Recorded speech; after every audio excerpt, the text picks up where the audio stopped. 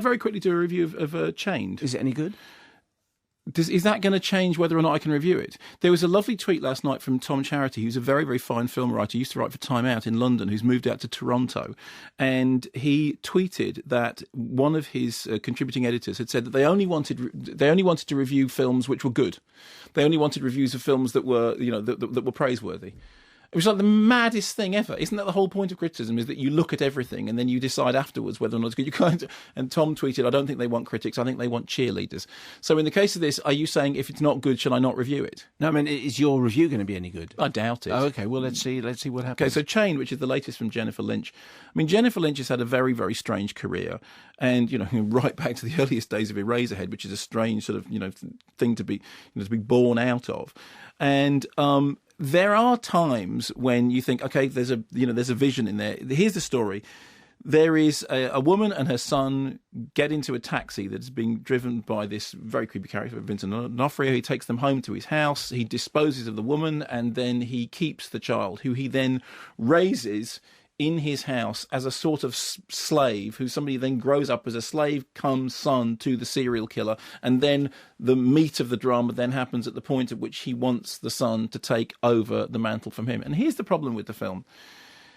There is arguably in there an interesting idea about nature, nurture. In fact, Nigel Floyd, whose opinions I respect very much, thinks that that's what the film is about. And I was talking to him about it earlier on, and he said that he thinks there is the germ of an interesting idea in there.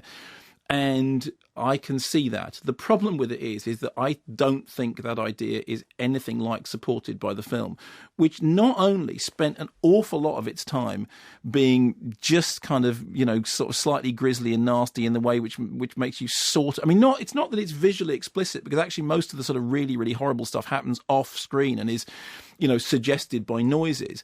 But it's just one of those films in which you just think that there has to be more than this. Now, in the case of Boxing Helena, after that, it was doubtful whether Jennifer Lynch would ever make another movie. Then she, to some extent, pulled it all back together again with Surveillance, which I think was, a very interesting film, very twisted and very strange. So it's interesting. That's probably why Julia Ormond is in this. In the case of this, I just thought it was a fatuous horror film.